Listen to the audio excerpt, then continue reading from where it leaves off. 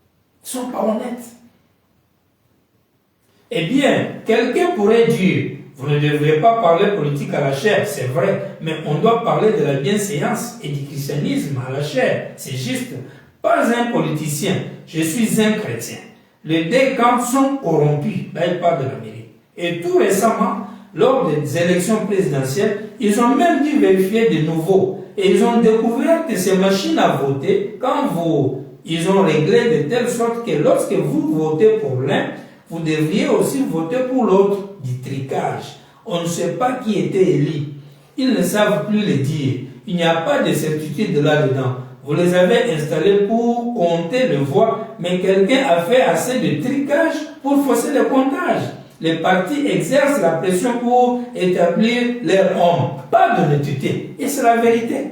Ça me fait penser à la RDC qui fait le vote bientôt, en décembre ici. Et ils utilisent justement ce qu'on appelle les machines à voter. Mais vous allez même suivre les débats politiques, on va dire ici. Ils ne peuvent jamais s'entendre, tellement ils sont malhonnêtes, que ce soit les journalistes, que ce soit les porte-parole des partis politiques. Quand ils vont sur le plateau de télé ou de radio, ils sont tellement malhonnêtes qu'ils n'acceptent rien de la vérité que l'autre dit ou aurait fait. Et même si les élections-là sont organisées, même par un ange qui est descendu du ciel, aussi longtemps que ce n'est pas son parti qui a gagné, il va crier ordre électoral. Il va crier on a triché. Parce que chacun veut que son nom passe. Et dans le pays, nos pays africains les plus sous-développés, c'est encore même la guerre du tribalisme. Celui qui doit passer doit avoir mon clan, mon pays, où je vais dire ma langue, mon dialecte, etc. Et quand on va même voter, on va voter selon le nom de la personne. Celui qui est Moulouba, ça c'est pour moi. Celui qui est peut-être à Rouba, il dit non, ça c'est pour moi. Ibo, il dit non, ça c'est pour moi. Non, c'est comme ça que ça fonctionne. Machine à voter avec c'était truqué. Là, on est où? États-Unis. 61 que William Blanc est en train de parler. Le véritable saut de Pâques. Prêché au Branham Tabernacle dimanche le 2 avril 61, à partir du paragraphe 78. Et nous voyons cela aujourd'hui, et nous le voyons dans la politique. J'ai certaines choses sur la politique notées ici, qui nous montrent même que dans ces derniers jours où nous vivons, les gens ont vendu leur droit d'aînesse pour la politique. Quand vous faites la politique, William Branham dit, vous quittez le domaine de Dieu et Satan se saisit de vous. Ici, il dit, quand tu vas dans la politique, les gens ont vendu leur droit d'aînesse pour la politique. Comment ils ont vendu leur droit d'aînesse? Il dit, si personne d'entre vous n'a encore reçu la bande que j'ai prêchée à Middletown dans l'Ohio dimanche, il y a de cela une semaine sur Jézabel et Akab, je souhaiterais que vous l'écoutiez une fois. Combien la nation, à cause de l'avidité et pour quelques dollars de plus et une idée plus populaire parmi les gens ont absolument vendu Christ tout comme Judas l'avait fait pour 30 pièces d'argent il y a 2000 ans. Et c'est épouvantable de penser que la condition qui prévaut dans cette nation et ces gens aujourd'hui, de penser que plusieurs années auparavant, ils n'auraient jamais fait pareille chose. Mais aujourd'hui, les gens sont si avides, ils cherchent à gagner plus d'argent, ils cherchent à avoir une vie plus facile. Eh bien, il s'agit bien sûr de non-chrétiens. Ce n'est pas un chrétien. Qu'est-ce qui les amène dans la politique? Puis là, madame dit l'argent, rechercher l'argent. Surtout dans nos pays africains. Il n'y a pas d'usine, il n'y a pas des inventions, il n'y a pas de découvertes, il n'y a pas d'emploi. Qu'est-ce qu'on doit faire? La politique. Si on ne fait pas la politique, peut-être on prêche, on fait église. Le business des églises, tout comme la politique. Ou encore le sport. Dans d'autres pays comme Kinshasa, là-bas, la RDC, c'est la musique. Soit vous allez dans la musique, les autres vont dans les jeux, le sport. Mais pourquoi on fait politique? Frère Madame dit, avant, les gens ne pouvaient jamais penser qu'ils allaient faire ça. Mais aujourd'hui, à cause de la vitesse de l'argent, ils justifient ça qu'ils vont faire la politique. Et ils vendent leurs droits d'aînesse. Parce qu'ils vont aller au service du diable. À l'instant où vous vous engagez, les chrétiens ne demandent pas la facilité. Nous ne sommes pas Tant de promesses sont faites aujourd'hui parmi les chrétiens. Tant de ministres promettent des faussetés aux gens. Si seulement vous venez à Christ, tous vos problèmes seront réglés. C'est moi qui vous l'ai dit. Quand vous venez à Christ, c'est alors qu'il commence. C'est alors que vous mettez uniforme, que vous prenez un fusil et que vous allez sur le champ de bataille. Ce chemin chrétien n'est pas un lit de fleuris d'aisance. C'est une bataille qui commence dès l'instant où vous vous engagez et qui s'achèvera quand votre esprit sera libéré par la mort. Vous comprenez le temps, le jour où la bataille prend fin?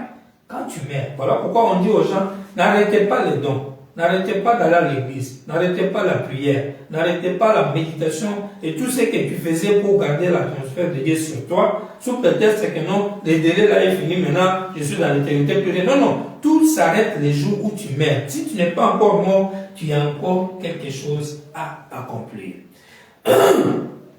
Il dit, vous n'êtes pas à un pique-nique, hein, vous êtes sur un champ de bataille. C'est ainsi qu'il nous est promis des choses.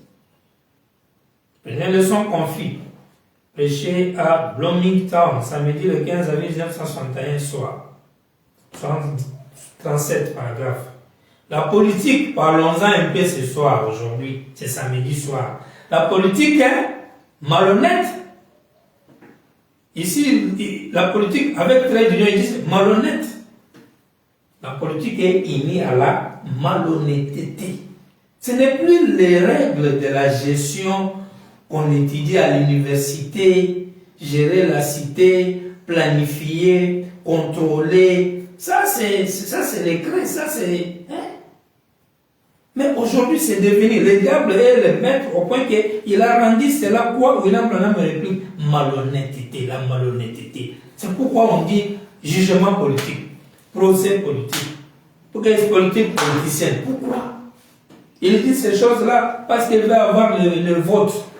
Parce que c'est de la politique qu'il parle. C'est de la politique. Pourquoi politique? Parce que la politique est devenue la malhonnêteté. Les deux camps sont tout aussi malhonnêtes que possible. William Branham. La chose a été démontrée lors de ces dernières élections quand le FBI a étalé cela au grand jour, qu'ils avaient des machines telles que quelquefois que les gens votaient pour l'un, mais pour M. Nixon, ils votaient en même temps pour Kennedy. Et le FBI a prouvé cela. Et qu'ont-ils fait à ce sujet? Rien. Eh bien, je ne suis ni démocrate, ni républicain. Ni l'un, ni l'autre. Je suis un chrétien. La marmite ne peut pas se moquer du chaudron. L'un est aussi noir que l'autre, tout aussi sale que l'autre. Mais quel est le problème? C'est parce qu'il n'y a pas de sécurité dans ces choses. Cela a fait son temps. Parce que c'est la fin des systèmes. La politique a fait son temps. L'Église a fait son temps. Les organisations ont fait leur temps. Ils sont devenus des églises politisées. Des dénominations politisées. Nous les avons dans le premier exode, deuxième, troisième exode, des églises, des dénominations politisées avec la malhonnêteté. Où on s'est dit, je t'aime. Même Frère Branham disait ça. Qu'il y a des gens qui venaient les saluer, Shalom, je t'aime, Frère Branham. Des malhonnêtes. Malhonnêtes. Frère Branham dit, je savais qu'il mentait. Mais nous, peut-être, nous n'avons pas le discernement de savoir que celui-ci me ment quand il me dit qu'il m'aime. Mais on va voir ça à partir des actes. Regarde comment les coups bas se font aujourd'hui. Je le disais ici il n'y a pas longtemps. Vous êtes là, vous organisez une convention ou une réunion. On te colle quelque chose, on dit, ah, mais lui là, il mène une mauvaise vie. D'ailleurs, n'allez pas dans sa convention là. Et vous savez d'où il a eu l'argent pour organiser ça? Ça vient d'une femme qu'il a maintenant caché, une deuxième qui est dans le gouvernement et qui lui donne l'argent. La femme là, on vient la chercher, on ne la trouve pas. Qu'est-ce que ça veut dire? C'est la politique. C'est ça la fin du monde, des systèmes, des églises, les organisations, les dénominations. Et quand l'église est tombée, n'est-ce pas Dieu nous a dit sortez de la confusion, sortez de Babylone? Dieu nous a-t-il dit restez dans la confusion de Babylone parce que vous êtes la lumière, vous allez les éclairer? Et comment à la politique, nous quittons même l'église pour aller dedans, oh, on va aller les éclairer? Il dit, leçon confie, prêché samedi le 15 avril 61 soir, toujours, ok, paragraphe 38, je continue avec les mêmes sermons. Paragraphe 38. Il dit, la politique est complètement, je crois à la démocratie, certainement, je suis un Américain et je crois dans la démocratie, sauf, oh là là, aux choses pourries qui sont dans la démocratie. Il y a des choses pourries dans la démocratie. La preuve, cela montre que toutes ces idées terrestres et humaines doivent céder la place à un royaume qui vient. La démocratie, c'est de la pourriture. On vient ici en Afrique, démocratie, soyez des démocrates. Quelle démocratie on va nous donner? Dès que vous organisez les élections, là, avant même que vous les fassiez, on a déjà dit que non, il a triché. Parce que c'est lui-même qui va au vote, il dit c'est moi qui va gagner. Il te dit déjà que c'est lui qui gagnera. Il commence déjà à sensibiliser les gens à sortir dans les rues quand on dira que lui a échoué. C'est ça l'honnêteté des politiciens. Qu'on peut considérer que les choses de Dieu pour qu'un fils de Dieu puisse aller dedans. Et vous trouvez les gens qui discutent, ils deviennent même jusqu'à la haine. Prenez la dislocation du monde. Prêché dimanche le 16 décembre 62. Paragraphe 109. Ainsi, alors que ce monde se disloque, nous naissons dans un royaume qui ne peut se disloquer. Croyez-vous que le monde est en dislocation? Ces systèmes se disloquent. Croyez-vous cela? Croyez-vous que le système économique est en dislocation? Le système politique est en dislocation? Le système national, celui des Nations Unies, est en dislocation? L'Église est en dislocation? Les dénominations sont en dislocation? Tout est en dislocation. Mais nous avons un royaume inébranlable. C'est le royaume éternel de Dieu. Il est inébranlable. Tout se disloque. Et quand ça se disloque, on a dit, mon peuple, sortez du milieu d'eux pour que vous ne participiez point à ce péché. Nous disons, allons au milieu d'eux. Nous, on va aller à l'intérieur. Alors que Dieu lui avait dit, quittez dedans. C'est pourri. Sortez dans les dénominations. Les églises dénominationnelles sont des politiques exactement comme la politique normale de gérer les pays. Et de la même manière qu'on peut monter des vidéos, monter des photos, faire des choses. Ah, tel pays coopère avec cela, vous êtes avec nos ennemis, donc vous n'êtes plus avec nous. Celui qui est avec mon ennemi est mon ennemi. Celui qui est avec mon ami est mon ami. Vous croyez en quoi? Vous êtes quelle tendance? Vous coopérez dans quel... Vous êtes des BRICS, nous sommes les G20, nous sommes les G7, etc. Nous sommes les alliés d'eux. Nous sommes les alliés d'eux. Et du coup, vous êtes dans deux camps. Quand c'est celui qui a fait le mal et du côté de tes alliés, la bouche là ne peut même pas parler. À cause de quoi? Malhonnêteté. Quand c'est l'autre camp, là, on va parler, dire ouais, on va chanter jusqu'au sommet des montagnes. N'est-ce pas ça, c'est qu'on voit? Et Frère Branham dit c'est la même chose dans les églises. Un pauvre serviteur de Dieu, Frère Branham dit qu'il essaye de faire quelque chose pour le Seigneur. Au lieu de prier pour lui, au lieu de le soutenir, il est au front en train de se battre. Il suffit tout simplement qu'on trouve quelque chose à dire contre lui, même quand c'est fondé dans la tête de quelqu'un. Du coup, on prend ça, on va sur la montagne pour prier. C'est ça la politique. Tout simplement pour que quand l'élection viendra demain, que lui là puisse tomber, que ce soit nous qui gagnons, que ce soit moi qui gagne, parce que c'est nous qui devons gérer le pays. C'est ça la politique. C'est ça la politique. Et les croyants et le pasteur et les églises sont mélangés dedans. Et vous voyez la haine qui existe aujourd'hui dans le monde. Il suffit juste de parler de quelque chose en mal contre quelqu'un, allez, ça devient un sujet d'actualité et les gens en profitent et on dit n'importe quoi aux gens. On ne réfléchit même pas pour vérifier d'où vient l'information et les motivations même de l'information. La loi de Dieu qui dit 3 témoins anciens, tout ça, on ne regarde pas ça. C'est oublié carrément. On va penser à ça après les dégâts que la chose a déjà causé. Alors que la crédibilité et la dignité humaine ne s'achètent pas. Ça ne s'achète pas. Ce sont des choses sacrées des gens. Le sermon, une trompette qui rend un son confit. Prêché lundi le 14 janvier 63. Paragraphe 54. La politique, oh là là, comme c'est chancelant. Les gens ne font que discuter sur la politique. Faites madame voir même vos discussions que vous faites sous les arbres, à Kinshasa là-bas, à Lomé ou je ne sais pas où, ou ici à Abidjan, les débats sur les réseaux sociaux. Discuter. Et les voisins se brouillent à ce sujet. Des gens qui autrefois étaient de bons amis. Un président sera suscité ou quelqu'un pour sa candidature pour devenir shérif ou quelque chose comme cela. Et quelqu'un d'autre dans un autre camp politique, ils se chamailleront jusqu'à se brouiller à ce sujet. La politique. J'espère que je ne blesse les sentiments des personnes, hein, mais je pense que tout est pourri, vous voyez? Oui. Pourquoi alors devrait-on se disputer et se brouiller au sujet de quelque chose qui n'a rien de bon après tout? C'est vrai, c'est vraiment dommage. C'est dommage. L'autre jour, quelqu'un m'a demandé disant, allez-vous voter lors de ces élections ici? J'ai dit, j'ai déjà voté. Il a dit, oh, lors de ces élections ici? J'ai dit, j'ai voté pour Jésus. J'ai dit, je vous assure, hein, il y avait 2 personnes qui votaient pour moi. Hein. J'ai dit, Dieu a voté pour moi et le diable a voté contre moi et j'ai voté pour Dieu. J'ai donc voté utile. Cela dépend de celui pour qui vous voulez voter. Et ça montre comment vous finirez. La politique étant pourrie, échec sous la domination diabolique, William Branham déconseille à son peuple d'éviter même de faire des débats, des discussions sur la politique. Aujourd'hui, tout le monde est devenu politologue.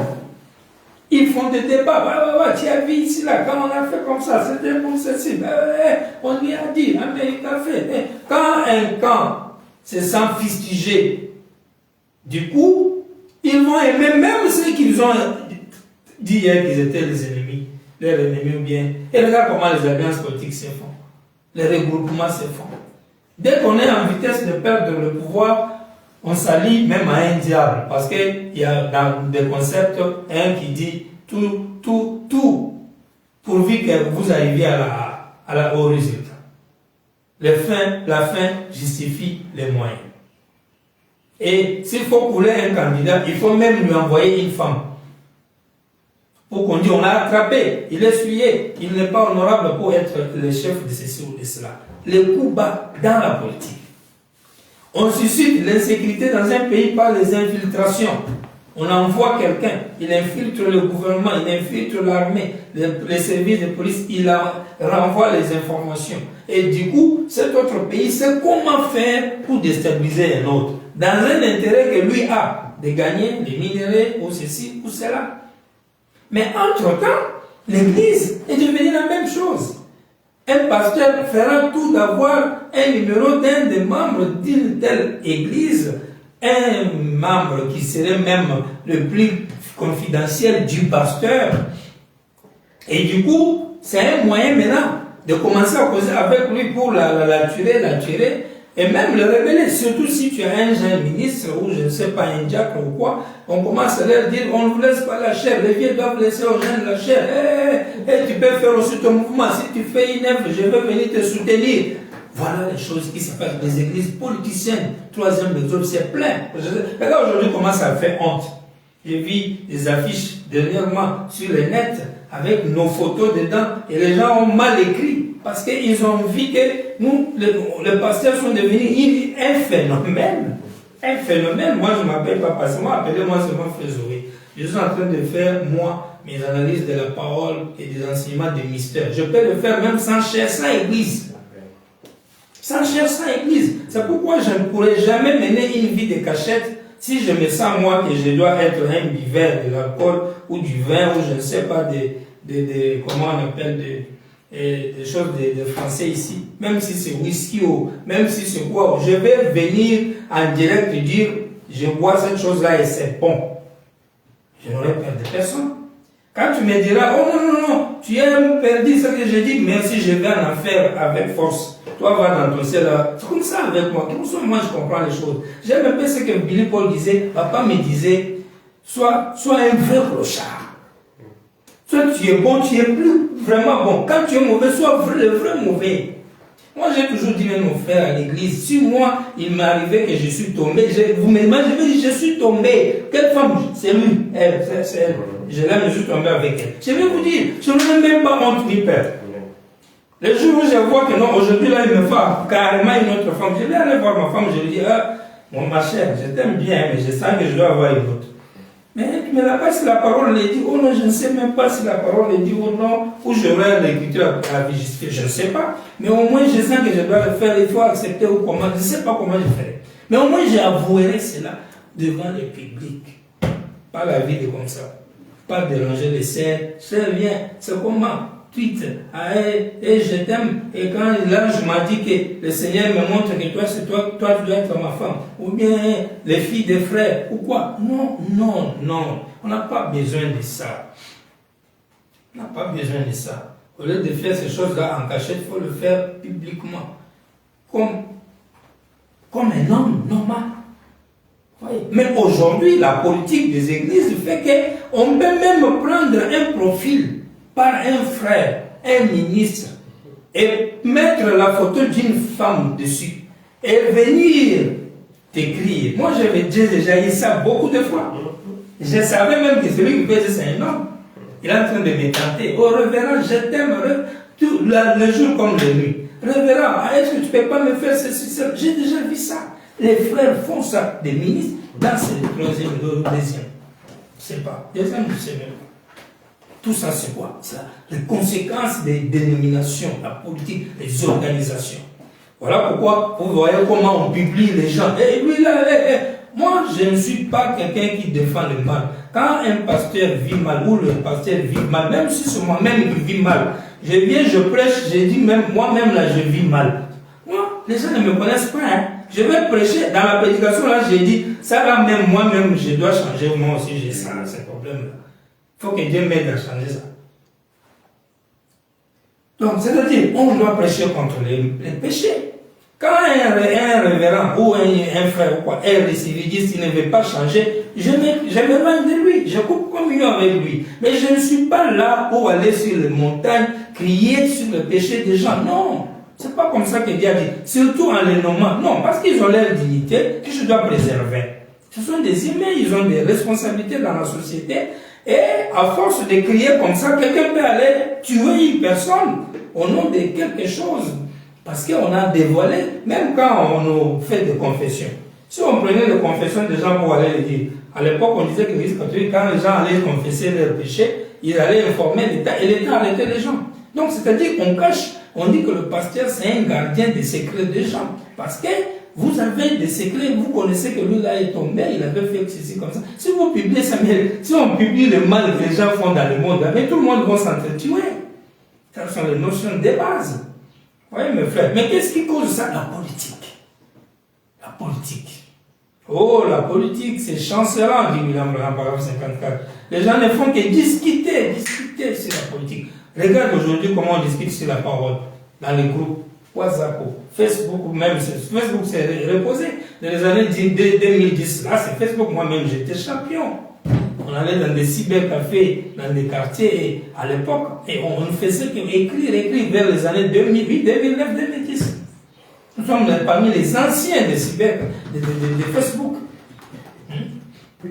C'est parce que les comptes, parfois, on les pirate, on fait les nouveaux. Sinon, si on ne piratait pas les comptes, nous, notre compte existe quelques mois après l'ouverture de Facebook.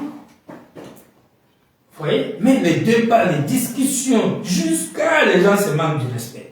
Pourquoi? Ils ont fait de l'Église et de la parole de Dieu des sujets de la politique. Parce que je soutiens celui-ci, parce qu'il a des affinités avec moi, soit amis, soit la nation, soit nous avons le même tribu ou la même ethnie. C'est de la politique. Et quand on dit politique, ça veut dire gérer. Non, non, ça veut dire malhonnêteté, être malhonnête, subtil, les malins. Les pasteurs sont des malins, des coups. Même un sermon, quand il vient prêcher, il prêche ça selon les malins, parce qu'il vise quelqu'un qu'il veut connaître avec les écritures mal placées, dirigées sur une personne. Tout ça, c'est de la malhonnêteté. Abraham dit, le troisième exode, le troisième saut, prêché, paragraphe 275, on connaît l'année, 20 mars 63. Bon, ensuite, nous voyons que le diable a le contrôle sur tout pouvoir politique, que ce soit dans le passé ou dans le futur. C'est ce que nous voyons venir dans Matthieu 4, 11. Et maintenant, nous voyons donc que Satan avait déjà la main mise sur la politique. Bon, après avoir fait cela, qu'a-t-il alors fait ensuite? Satan a pris son pouvoir politique qu'il détenait déjà et il a pris le pouvoir religieux puisqu'il avait déjà été couronné et il les a mis ensemble. Le pouvoir politique, Satan a ça depuis. Il a pris maintenant l'église encore. Et quand il a pris l'église est devenue dangereuse. 2 fois encore. Parce que la politique, on savait déjà que ça c'est pour le diable. L'église, on savait que c'est pour Dieu. Mais maintenant, quand le diable se cache dans l'église, vous voyez à quel niveau la séduction monte. Un pasteur vient pour prêcher. Il prêche, il sait pourquoi il met les titres là et pourquoi il va diriger les choses d'une certaine manière.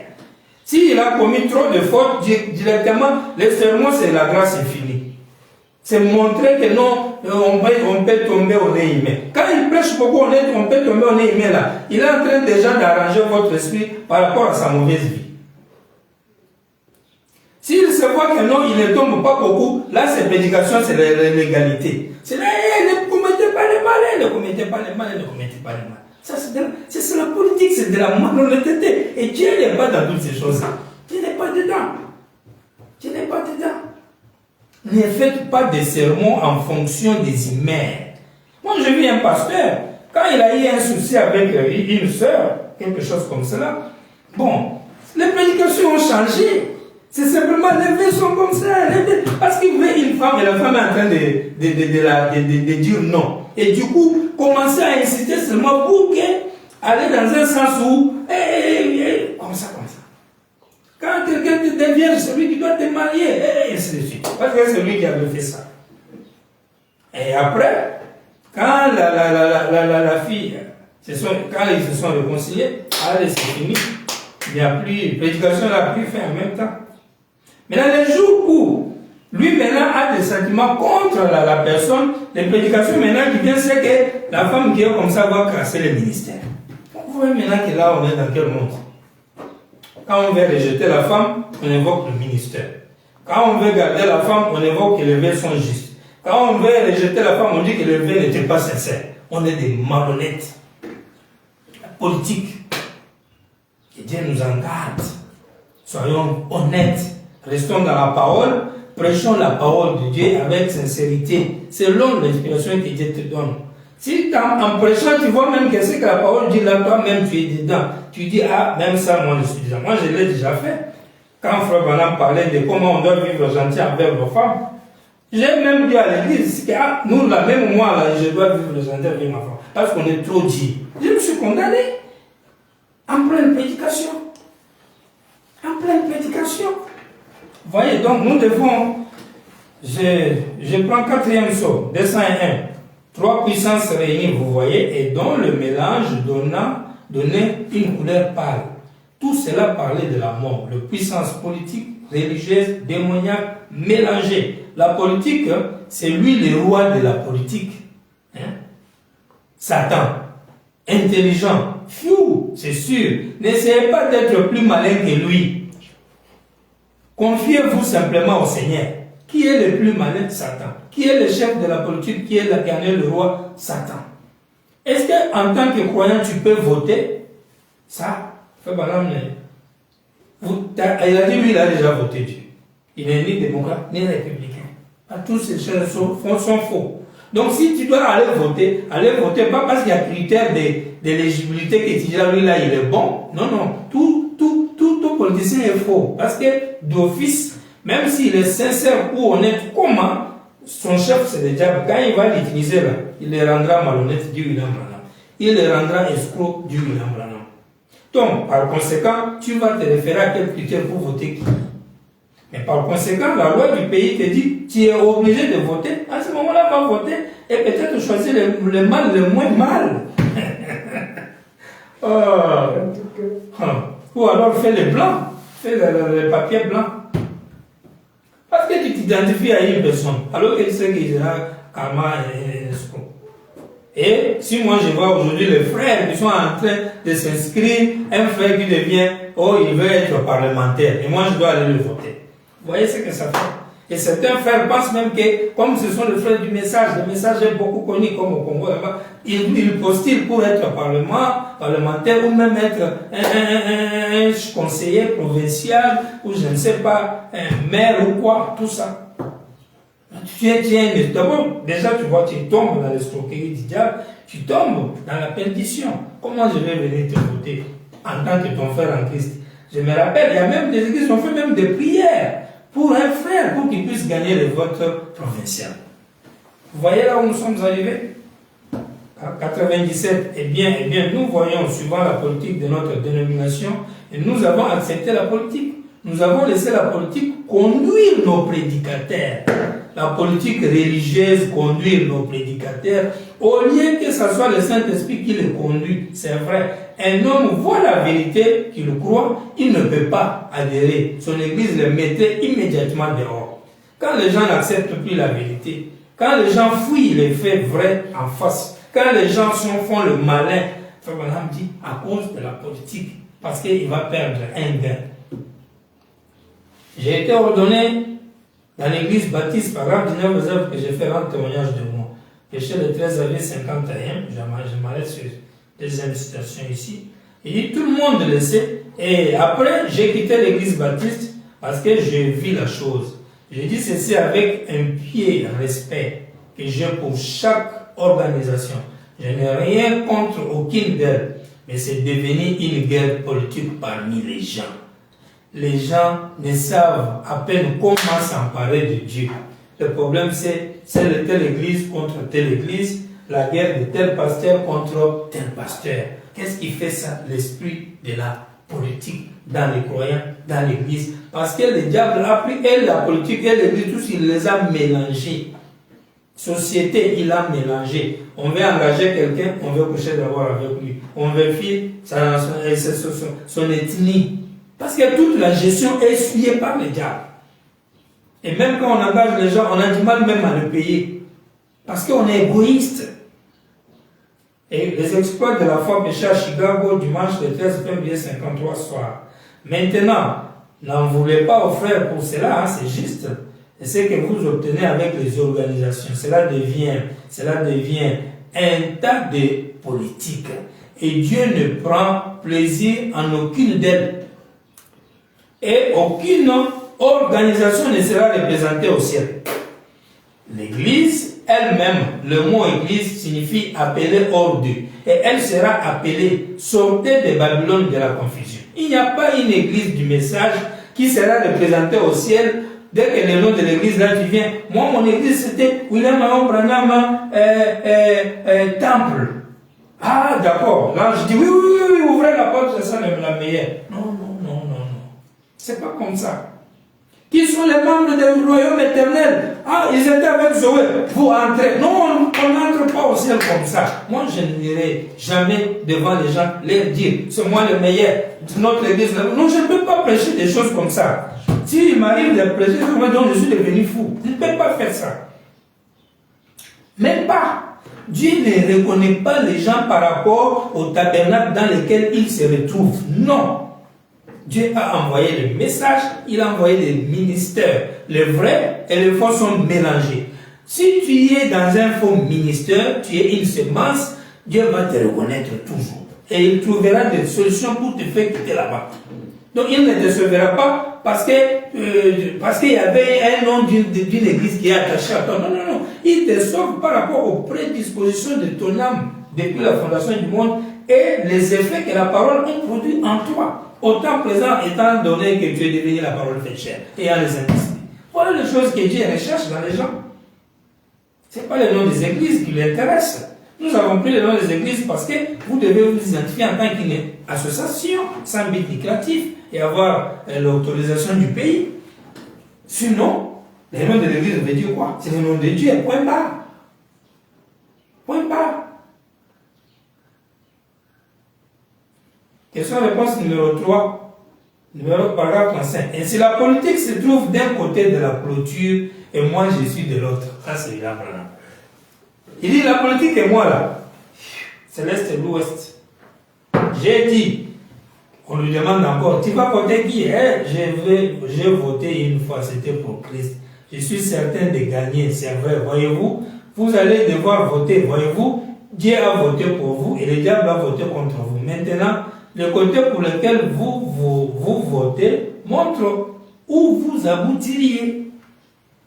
Voilà, frère Branham. Donc, quant à ce qui concerne le vote, quand tu vas voter une personne, sache simplement que cette personne-là ne doit pas te dire c'est moi meilleur, c'est moi qui serai ceci. Toutes ces choses-là, ce sont des fausses histoires. C'est pas ça. Il y a des gens qui sont honnêtes, c'est vrai. Il y a des gens qui ont une autre moralité, qui ne sont pas sanguinaires, qui ne sont pas trop faux, méchants ou comme ceci, tout ça c'est bon. Mais quand vous êtes dans un système corrompu, vous êtes tous idem. C'est pourquoi William Branham dit les chaudrons, si c'est chaudron, ne va pas dire à casserole que c'est toi qui es bon et l'autre dit c'est toi qui es mauvais. Non, mais je vous dis c'est la même chose. Parce que le chef du gouvernement, c'est Satan. Donc, comme le chef est Satan, peu importe tes bonnes intentions, ça peut toujours aller d'un côté ou à un autre. Et si tu veux même être fort, qui insiste, tu verras que tu auras une animité incroyable. Un président qui essaie de faire quelque chose pour Dieu, qui vient même dans un pays dire j'aime Dieu, adorons Dieu, mais tu verras les critiques qu'il va avoir. On va lui dire celui-là, c'est un vaurien en politique, il est venu ici avec l'église, c'est un pasteur bien, c'est un président. Parce que le président doit avoir certains caractères. Même moi ici, je critique toujours, même le président du Congo. Oh non, il est un peu trop bon, il fait, on dirait, il est passé. Il doit être dur. Parce que la politique donne ça comme impression. Il faut être un peu méchant, il faut être un peu dur. Mais quand quelqu'un essaye un peu même d'arrêter les gens qui volent et tout ça, lui-même met sa vie en risque, en danger. Parce que la mafia ne veut pas qu'on les arrête. Quelqu'un dit maintenant on va faire le système de paiement de l'école gratuite. Les gens s'énervent. Ils font des débats comme ça. Voilà comment le pays même africain fonctionne au nom de la démocratie. Ce sont des choses incroyables. On n'en parle pas parce que la politique ne nous intéresse pas, mais le sujet est venu parce que les questions se font poser. Quelqu'un dit, j'adopte un système par lequel on va commencer maintenant à faire telle chose. Ceux qui gagnaient l'argent frauduleusement dans ce système-là sont en colère. Et ils font tout pour barrer la route. Et ils feront tout pour que cette personne-là ne puisse pas réussir à son vote. Donc, le degré du mal est évalué chacun selon chacun. C'est pourquoi Frère Branham avait des penchants sur Nixon par rapport, par exemple, à l'autre. Parce qu'il aimait les républicains. Vous voyez? Mais au moins, il savait qu'ils ont tous la corruption. Même si le degré d'obscurité du faire d'une personne à une autre, ça aussi c'est un élément. Parce que les étoiles ne brillent pas de la même manière. Et il y a certaines personnes qui sont des conservateurs, qui essayent de booster les choses de la bonne manière. Nous les avons vus. Des gens comme les Trump, quand il est là, et vous trouvez que tout ce qui va dans le sens de choses-là, c'est compliqué, il n'est pas dedans. Vous trouvez des présidents qui refusent l'avortement, les autres qui refusent ceci ou cela. Mais vous trouvez les autres qui disent l'homosexualité dans notre pays, jamais. Vous trouvez d'autres qui disent non, c'est la liberté. Donc vous voyez un peu, le degré du mal est différent. Mais en conséquence de cause, là où l'autre est peut-être un peu bon, là-bas mauvais, vice-versa, ça se changera ici mauvais, bon, et ainsi de suite. Et le système est corrompu par les diables. Le frère, évitez la politique. Observons cela de loin, comme William Branham dit, il est loin de cela. Travaillant dans une administration publique, il n'y a pas de problème. Dans les entreprises étatiques, il n'y a pas de problème. Dans les usines, dans n'importe quelle affaire, on peut travailler. Mais être dans une gestion de l'État, vous avez les écritures, cela ne marche pas. Ça va vous corrompre. Vous deviendrez malhonnête, vous aurez les partis pris, vous aurez la haine, vous allez vous brouiller du William Branham. Il ajoute même, vous allez vendre votre droit d'aînesse. Et si les églises adoptent le système de la politique, c'est encore chaos grave. Nous avons énuméré les faits et ces faits sont vrais. Et moi et vous, nous connaissons que ces faits sont vrais. Qu'est-ce que nous devons faire? Prions, luttons pour qu'on ne tombe pas dans ces choses-là. Ce n'est pas que quelqu'un a déjà gagné la bataille. Mais moi j'ai dit, et je pense, si on a la volonté, on aime Dieu, on peut prier et faire tout, chaque jour de notre vie, pour qu'on ne tombe pas dans ces choses que je viens de décrire. C'est pas que moi je suis déjà épargné, mais j'ai dit, combattons. Ces choses sont mauvaises, et quand je les dis comme ça, c'est pour que moi-même je ne puisse pas les faire. Parce qu'on ne doit pas dire les choses, parce que quand on les dit là, non, pour les autres, non, on les dit pour nous-mêmes. Donc on doit lutter pour ne pas faire ça, pour être dans l'ordre tel que la parole de Dieu les veut. Voilà ce que nous avions à dire aujourd'hui, en répondant à ces questions. Que le Seigneur vous bénisse. Les temps sont mauvais, très très mauvais. Et nous reviendrons sur nos événements modernes, à notre enseignement le dimanche. Que le Seigneur vous bénisse dans la paix. Et nous avons toujours un esprit, une seule chose, être comme Frère Branham, parler comme lui, et ne pas avoir un langage très blessant envers les gens, mais utiliser les mots et les phrases telles que la parole aussi peut les dire. Voilà pourquoi nous nous excusons toujours quand il nous arriverait de blesser quelqu'un dans un mot qui est très désobligeant. Voilà, que le Seigneur vous bénisse et grand shalom.